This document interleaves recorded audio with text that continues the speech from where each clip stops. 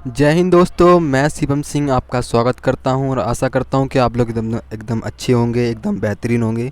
तो एक बार सारे प्यारे दोस्त मिलकर बताएंगे कि आप लोग कैसे हैं। तो उम्मीद है आप लोग एकदम एकदम अच्छे होंगे, एकदम बेहतरीन होंगे। तो कल की वीडियो में मैंने आपको बताया था कि हमारी जो क्लासेस हैं वो मैं आपकी कल से स्टार्ट करूँगा, यानी कि आज से। तो हमारी जो क्लासेस हैं मैंने आपको बताया था कि हम कंप्यूटर करेंगे और रीजनिंग करेंगे और जीएस करेंगे। ठीक है। जीएस में देखो, हम सबसे पहले क्या करेंगे, चैप्टर वाइज क्लासेस स्टार्ट करेंगे। पहले हम क्या करेंगे, पॉलिटी की जो चैप्टर्स हैं वो निपटाएंगे। ठीक है। उसके बाद हमारा ज्योग्राफी है, इकोनॉमिक्स है और उसके बाद बायोलॉजी है। काफ़ी सब्जेक्ट हैं, उनको भी हम देखेंगे सारे लगातार। और हमारे जो सिलेबस हैं वो मैं आपको अभी, इसका जो पॉलिटी का है वो मैं आपको बता दूंगा कि इसमें क्या क्या जो है आपको पढ़ना है, आपको क्या क्या नहीं पढ़ना है। जो एग्ज़ाम से रिलेटेड होगा और पॉइंट वाइज होगा तो मैं वही वही जो है हम इस क्लास में देखेंगे। और इसका जो सिलेबस है वो देखेंगे पहले कि हमारे, देखो जो आपके दिल्ली पुलिस के जो पहले एग्ज़ाम हुए थे उनके आधार पर मैं ये क्लास लेके आया हूँ। यानी कि उसके जो पहले के क्लास हैं उनकी मैंने पीडीएफ, जो प्रीवियस क्वेश्चन है उनको देखा है मैंने कि उसमें कौन कौन से संविधान में, यानी कि संविधान से कहाँ कहाँ से क्वेश्चंस पूछे गए हैं। तो उन पर जो है हम विशेष रूप से ध्यान देंगे। ठीक है। तो ये क्लास हमारी दिल्ली पुलिस के लिए है। और और ये जीएस की जो है, देखो आपको तैयारी तो सभी चीज़ की करनी है। मेन टारगेट आपका जैसे दिल्ली पुलिस है, तो दिल्ली पुलिस की अगर आप तैयारी करते हो तो बाद में जो भी आपके जो वो अलग अदर्स जो आपके, जैसे कि एसएससी जीडी हो गया और सीआरपीएफ हो गया, अदर जो भी आपकी वैकेंसी आती रहती हैं उनके लिए भी ये बेहतर तैयारी होगी। ठीक है। उसको उसके लिए आपको अलग से तैयारी नहीं करनी होगी, क्योंकि ये दिल्ली पुलिस का इतना हार्ड यानी कि एग्ज़ाम होता है कि इसमें जो सिलेबस पढ़ना होता है ये सभी के लिए काम हो जाता है। ठीक है, मतलब सब में काम आ जाता है ये। तो आज दिल्ली पुलिस की जो हमारी वैकेंसी है वो आ गई है और फॉर्म आपने फिल कर दिया होगा। उसकी नोटिफिकेशन की जो वीडियो है मैंने आपके लिए बना दी थी और उसमें मैंने डिटेल से आपको बता दिया था कि किस चीज़ के लिए कितने क्या डॉक्यूमेंट्स चाहिए, यानी कि किस में कैसा नाम होने चाहिए। वो मैंने आपको फुल तरीके से, यानी कि फुल डिटेल से संपूर्ण जानकारी मैंने आपको दे दी है। ठीक है। अब सबसे पहले हम पढ़ेंगे पॉलिटी। और ये क्लास जो है आपकी, चाहे यूपी पुलिस हो चाहे आपका रेलवे हो, ये सभी के लिए महत्वपूर्ण है। ठीक है। तो चलते हैं अगली क्लास में आप। और जो भी उसके सिलेबस हैं, सबसे पहले हम सिलेबस देखेंगे। देखो, किसी भी तैयारी करने से पहले, चाहे वो दिल्ली पुलिस हो चाहे कोई सा भी आपका किसी की भी तैयारी आप कर रहे हो, सबसे पहले बात आती है सिलेबस की। अगर सिलेबस आपका जो उसमें दिया हुआ है, अगर आपको सिलेबस का ज्ञान नहीं है तो सबसे पहले आपको सिलेबस देखना होगा कि उसमें सिलेबस में पढ़ना क्या क्या है। तभी जो है आपको जो है उसकी तैयारी है वो स्टार्ट करनी होगी। जब आपको सिलेबस ही पता नहीं होगा तो तैयारी करने का कोई फ़ायदा नहीं होगा। मैं ये बात पहले बोल रहा हूँ आपसे। तो पहले सिलेबस मैं आपको बता देता हूँ, उसके अकॉर्डिंग जो है हम इस क्लास को पढ़ेंगे। ठीक है। तो चलिए सिलेबस देख लेते हैं पॉलिटी का सबसे पहले। तो ये है हमारा पॉलिटी का सिलेबस, जिसमें हमारे जो टॉपिक्स हैं ये हमें उसके दिल्ली पुलिस की जो पॉलिटी है उसमें जो हमारे सिलेबस है, यानी कि उसका जो मैंने जो सिलेबस है उसी को नोट डाउन मैंने अपने नोट्स के तरीके से किया है। ठीक है। इस यानी कि जो पॉलिटी है इसमें हमें क्या क्या पढ़ना होगा वो हम देखेंगे। सबसे पहले हम पढ़ेंगे भारत के संवैधानिक विकास, यानी कि संवैधानिक विकास से मतलब है कि संविधान सभा। सबसे पहले हमारा संविधान नहीं बना था तो उससे पहले क्या हुआ था। तो सबसे पहले हमारी संविधान की मांग होती है, तो वो कौन करते हैं, बाल गंगाधर तिलक अपना प्रस्ताव जारी करते हैं। उसके बाद अप्रत्यक्ष मांग होती है, फिर उसकी जो सभाएं हैं यानी कि संविधान सभा हैं वो कब से कब तक की जाती हैं और कौन कौन करता है। ठीक है। तो ये सब चीज़ जो है हम इस क्लास में पढ़ेंगे। और ये सिलेबस है आपका। पहले सिलेबस में आपको संविधान के यानी कि भारत के संवैधानिक विकास पढ़ने हैं, संविधान सभा, उद्देशिका, संघ एवं उसके राज्य क्षेत्र, नागरिकता, मूल अधिकार। ठीक है। राज्य के नीति निर्देशक तत्व और मूल कर्तव्य। मूल कर्तव्य से काफ़ी क्वेश्चंस देखने को मिल रहे थे नेक्स्ट ईयर में, यानी कि नेक्स्ट प्रीवियस ईयर में। तो इस पर हम जो है ज़्यादा ध्यान देंगे। आगे राष्ट्रपति और उपराष्ट्रपति। ठीक है। लोकसभा एवं राज्यसभा, राज्य विधानमंडल, स्थानीय शासन, न्यायपालिका, महान्यायवादी और निर्वाचन आयोग और नियंत्रक एवं महालेखा परीक्षक। ठीक। संघ लोक सेवा आयोग और वित्त आयोग। ये कुछ हमारे 21 चैप्टर हैं, जिसमें से एक दो बढ़ोतरी होंगे, यानी कि हम 22-23 भी मान के चलेंगे।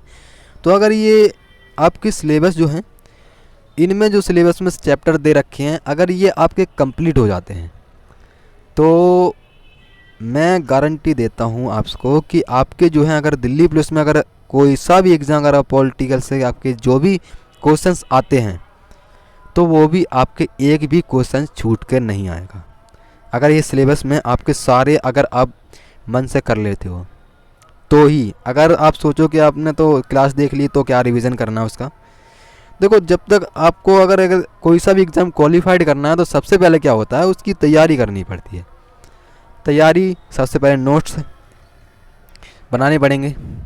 नोट्स अगर आपने बनाए, उनको अगर रिवीजन नहीं किया तो उसका कोई अर्थ नहीं है। अगर नोट्स आपने बनाए, अगर उनको रिवीजन नहीं किया तो उसका कोई अर्थ नहीं होगा। फिर आपका जो है झूठी मेहनत होगी। तो इससे भाई बढ़िया है कि आप जो है अगर इसको मेहनत करो ही लोगी। देखो अगर 6 महीने अगर आप लगातार मेहनत करोगे तो शायद ये एग्ज़ाम जो है, ये ही नहीं दूसरा भी एग्ज़ाम आपका क्वालिफाइड हो जाएगा। अगर आप सच्चे मतलब कि अगर मन से आप तैयारी करते हो तो एग्ज़ाम क्वालिफाइड हो जाएगा। अगर करते हो तो अगर मन से, तो सोचो अगर आप क्लास ले लो, अगर मान लेते हैं ये लड़का है, इसने तैयारी करी 3 महीने लगातार। 3 महीने के बाद इसका मन करा कि मैं जो है इंस्टाग्राम में लग जाता था, मतलब अदर्स जो चीज़ें हैं आपकी जो मोबाइल पे भटकाने वाली चीज़ें होती हैं, तो उन चीज़ों पे ज़्यादा ध्यान देता था। तो उसने क्या करा, 3 महीने लगातार उसने तैयारी करी, उसके बाद रह जाता है वो। ठीक है, तैयारी करने के बाद उसका मन नहीं करता तो वो क्या करता है, तैयारी को रोक देता है। अब एग्ज़ाम इसका आता है। एग्ज़ाम में क्या होता है, ये अपना जो है एग्ज़ाम में ये जाता है, लेकिन इसको आधे सिलेबस है तो इसमें क्या ही आएगा इसको फिर। तो मैं आपसे यही कहूँगा कि देखो जब तैयारी कर रहे हो, टाइम दे रहे हो और माँ बाप का पैसा लग रहा है तो भाई आपको तैयारी करनी ही चाहिए। क्योंकि भाई देखो इस टाइम के कंपटीशन में बहुत ज़्यादा टाइम नहीं है किसी के पास। क्योंकि देखो हर साल जो है, हर एक 12th से, मान ली कि 12th से कम लाखों बच्चे निकलते हैं और लाखों बच्चों में से कम आधे से ज़्यादा 85% बच्चे तैयारी में लग रहे हैं। तो आपको पता ही होगा कि ये कंपटीशन दिन पे दिन बढ़ता जा रहा है। तो अगर आप तैयारी नहीं करोगे तो भाई आपके ऊपर डिपेंड करता है। बाकी तो जो बच्चे हैं वो तैयारी करेंगे ही, प्यारे बच्चे। ठीक है, तो यही जो सिलेबस है, आपात उपबंध और संविधान संशोधन और राज्यसभा। ठीक है,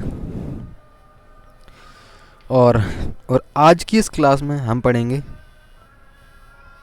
संविधान सभा।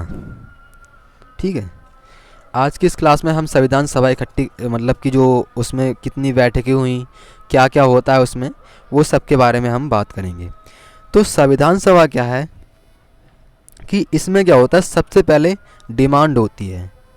ठीक है, संविधान बनना चाहिए, ये डिमांड करने वाले व्यक्ति कौन थे और कितनी बैठकें हुई और कितनी महिलाएं शामिल हुई थी, किस कैटेगरी से कितनी महिलाएं शामिल हुई थी, चुनाव कब हुआ था, ये सब के बारे में हम जो है क्लास में बात करेंगे।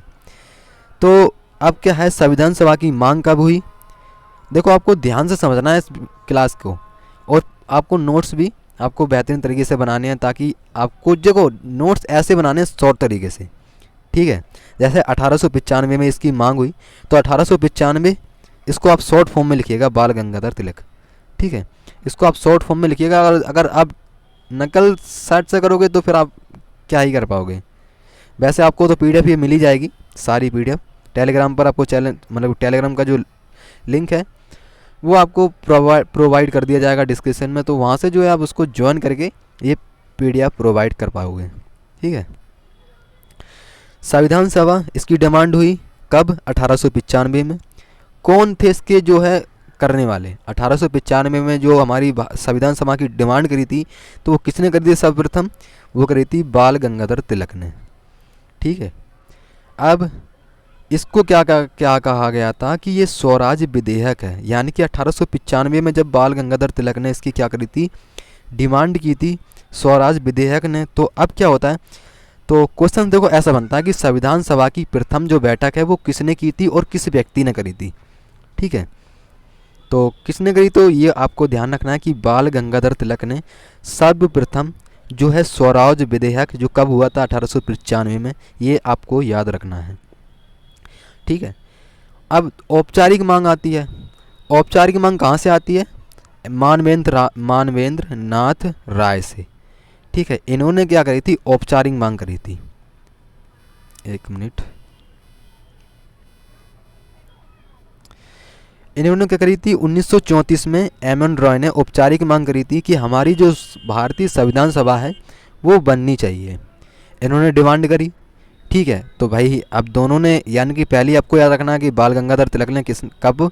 1895 में, और 1934 में एम.एन. रॉय ने, मानवेंद्र नाथ राय, इन्होंने औपचारिक मांग करी, अप्रत्यक्ष डिमांड। अब डिमांड होने के बाद क्या होता है? अगस्त प्रस्ताव आता है। अगस्त प्रस्ताव कब आता है? 8 अगस्त 1940 में।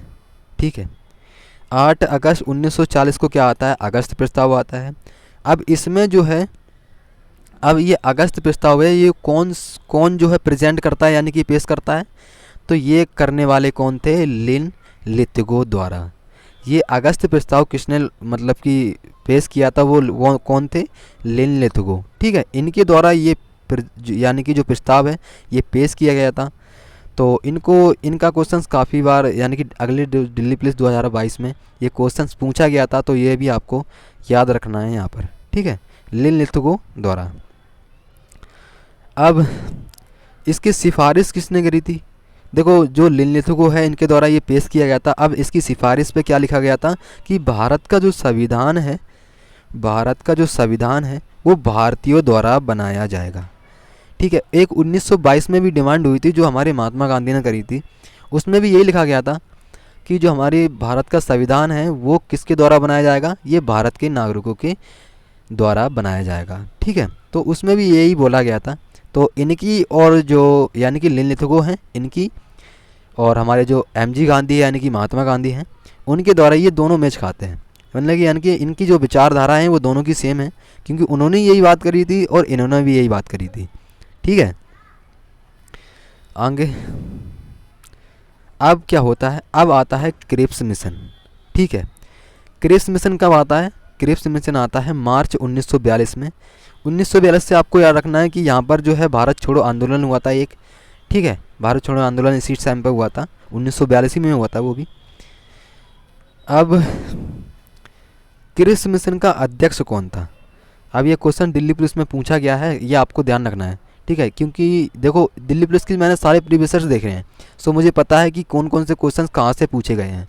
तो क्रिप्स मिशन उसमें पूछा गया था कि संविधान में जो क्रिप्स मिशन यानी कि संविधान सभा का जो गठन होता है उसमें जो है जो क्रिप्स मिशन भेजा गया था, तो वो उसके अध्यक्ष कौन था? तो उसका अध्यक्ष कौन था? Stafford Cripps. ठीक है, ये बहुत ही जाना माना व्यक्ति है, ये आगे भी आपको देखने को मिलेगा, तो इस पर जो है आप विशेष रूप से ध्यान दीजिएगा। ठीक है, आगे क्रिप्स मिशन आता है कब? आपको याद रखना है मार्च 1942 में। इसका अध्यक्ष कौन था? Stafford Cripps. ठीक है, अब नोट डाउन करने का, इसे नोट डाउन करिएगा कि अब क्या होता है।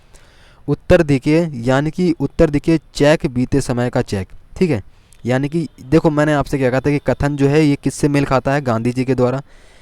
जो उसका ऊपर का वो था कि यानी कि जो भारत का संविधान बनेगा वो नागरिकों के अनुसार बनेगा और उनकी विचारधाराओं के अनुसार बनेगा। ठीक है, अब क्रिप्स मिशन 1942 में आया, अध्यक्ष कौन था? Stafford Cripps. नीचे आप देखेंगे कि अब आता है कैबिनेट मिशन, दूसरी बार अब आता है कैबिनेट मिशन। कैबिनेट मिशन कब आता है? मार्च 1946 में, यानी कि 4 साल बाद कैबिनेट मिशन आता है। इस समय ब्रिटिश पीएम कौन था? एटली। ठीक है, अब हमसे एक क्वेश्चन पूछ ही लिया था ये कि जो है कैबिनेट मिशन का जो अध्यक्ष था वो कौन था? पहले अध्यक्ष आपको याद रखना है कि सर पैंथिक लॉरेंस जो है इसके कौन थे? अध्यक्ष थे। तो वो कौन थे? भारत सचिव थे। ठीक है, और इस समय पीएम कौन थे? तो वो थे एटली, है ना।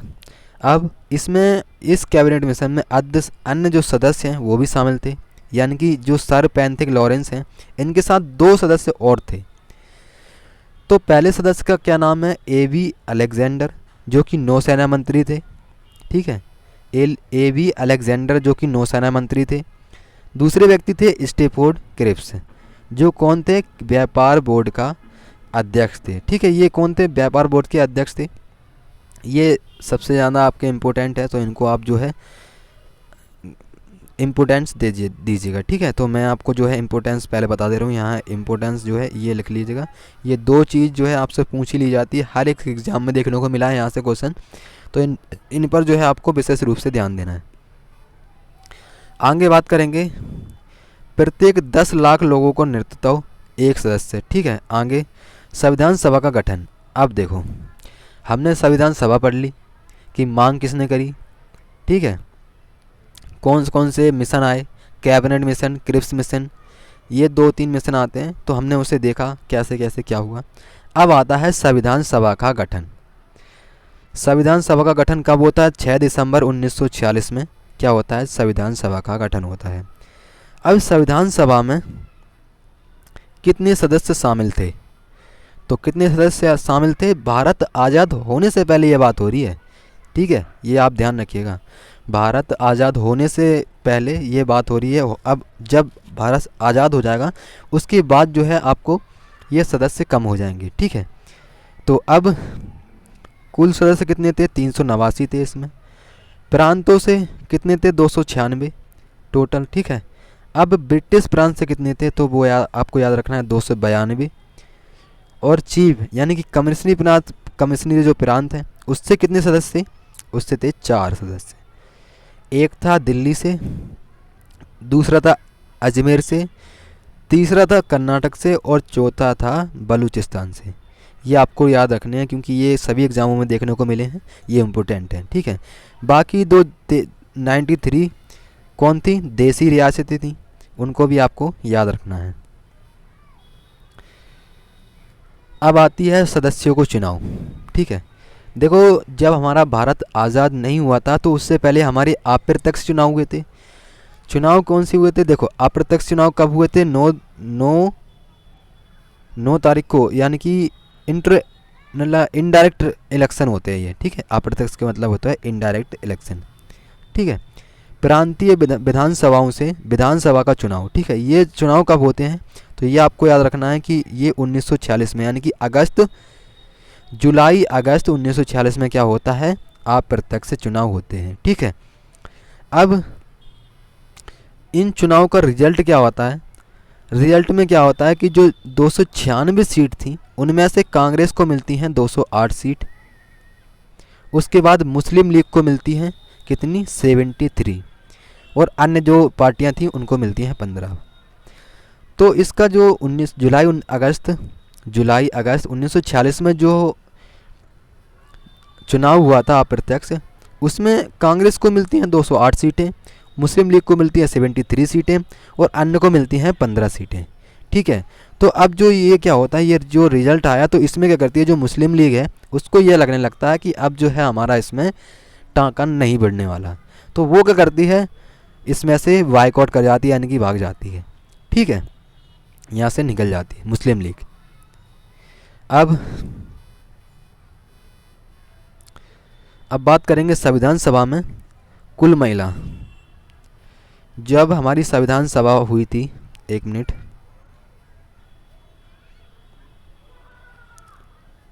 जब हमारी संविधान सभा हुई थी तो उसमें महिलाओं की संख्या कितनी थी, वो थी 15। अब जो अनुसूचित जाति से यानी कि एससी से कितने सदस्य थे, तो वो आपको याद रखना है 26। अनुसूचित जाति से जनजाति से कितने सदस्य थे, यानी कि एसटी से, वो थे 33। तो क्वेश्चन कैसे बना था कि संविधान सभा में कुल महिलाओं की संख्या कितनी थी, तो 15। संविधान सभा में अनुसूचित जाति के कितने सदस्य थे, तो वो कितने थे, 26। ऐसे ही अनुसूचित जनजाति के यानी कि एसटी के सदस्य कितने थे, 33। अब क्या होता है कि संविधान सभा में संप्रदाय आधार पर जो सीट है, यानी कि जो सीट है सामान्य तौर पर, देखो पहले हमने क्या बात करा कि जो यानी कि कुल महिला 15 होती हैं, एसटी के सदस्य 26 होते हैं, एसटी के 33 होते हैं। लेकिन संविधान सभा में संप्रदाय के आधार पर यानी कि जो सीट होती हैं, अब हम फुल तरीके से पढ़ेंगे, यानी कि जो जनरल की होती हैं वो कितनी थी, 213 सदस्य किसके थे, सामान्य व्यक्ति थे। ये मुस्लिम है, उसमें मुस्लिम लीग की बात की गई थी, लेकिन इसमें मुस्लिम है तो इसमें कितने हैं, 79 सदस्य। ठीक है, ये सब किस में शामिल थे, भारतीय संविधान सभा में। सिख कितने थे, 4 थे। तो यही पूछ लिया जाता है हमसे क्वेश्चंस कि संविधान सभा में सिख यानी कि भारतीय संविधान सभा में जो सभा का गठन हो रहा था उसमें जो सिख थे वो कितने व्यक्ति थे, तो वो कितने थे, 4। नेक्स्ट देखेंगे हम,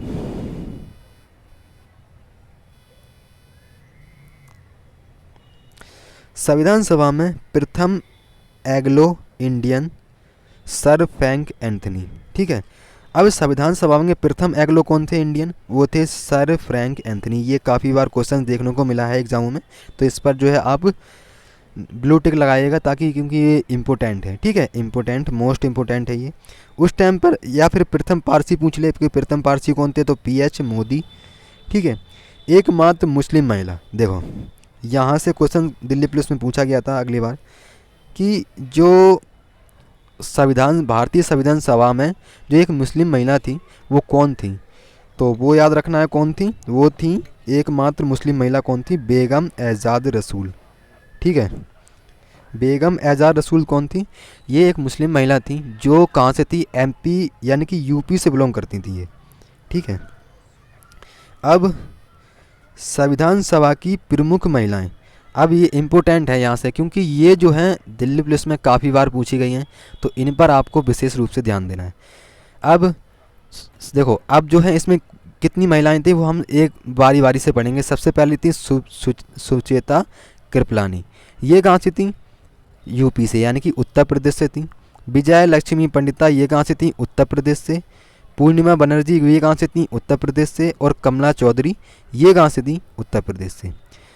और कौन है, बंगम एजाज रसूल, नहीं ये क्या नाम है इनका, बेगम एजाज रसूल कौन थी, ये थी UP से। यानी कि अब क्वेश्चन यहाँ से क्या बनता है कि सबसे ज़्यादा सदस्य की महिलाएं जो थी वो किस देश से थी, तो आपको याद रखना है वो कहाँ से थी, UP से। ठीक है, तो सबसे ज़्यादा जो महिलाएं थी वो कहाँ से थी, UP से थी, क्योंकि यहाँ पर सबसे ज़्यादा जो कैंडिडेट की महिलाएं हैं वो सबसे ज़्यादा UP यानी कि उत्तर प्रदेश से देखने को मिली है। नेक्स्ट है राजकुमारी अमृता कौर, जो मध्य प्रदेश से जो है उन्होंने क्या करा था, चुनाव लड़ा था, वहाँ से जो है ये बनकर आएंगी नहीं। नेक्स्ट आपको याद रखना है कि ये हंसा मेहता, एक सरोजिनी नायडू, ये कहाँ से हैं, सरोजिनी नायडू बिहार से बिलोंग करती हैं और ये हंसा मेहता बम्बई से चुनाव लड़कर आई थी। अब आता है दुर्गाबाई, दुर्गाबाई क्या है, मद्रास से बिलोंग करती हैं। अब इसमें से ये देखो, मैंने पहले आपको जो है प्रीवियस लगा दिए हैं कि देखो दिल्ली पुलिस कांस्टेबल में ये प्रीवियस है, यानी कि जो पूछा गया क्वेश्चन है ये प्रीवियस है, यानी कि मैंने इंपॉर्टेंस पहले लगा दिया इसमें कि ये पूछे गए हैं। अब दक्ष यानी जो महिला हैं वो कहाँ से थी, वो मद्रास से थी। अब अम्मू स्वामीनाथन है, वो भी मद्रास से थी। ये दोनों पूछे गए हैं, ये पहली शिफ्ट में पूछा गया था ऊपर वाला और ये दूसरी शिफ्ट में पूछा गया था। इन पर आपको विशेष रूप से ध्यान रखना है। अब मालती चौधरी, ये उड़ीसा से बिलोंग करती हैं, यहाँ से जो है इन्होंने चुनाव लड़ा था, तब जो है इस संविधान सभा में आई थी। नेक्स्ट आपको याद रखना है रेणुका राय, जो कि पश्चिम बंगाल से बिलोंग करती हैं।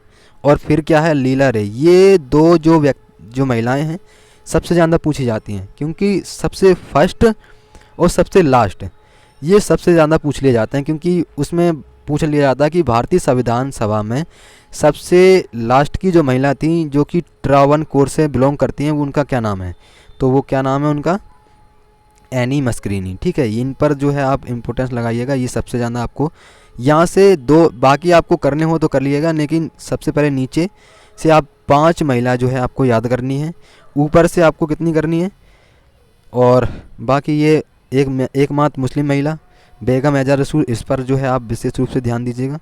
बाकी मैंने आपको सब इसमें बता दिया है और ये क्लास होती है हमारी खत्म।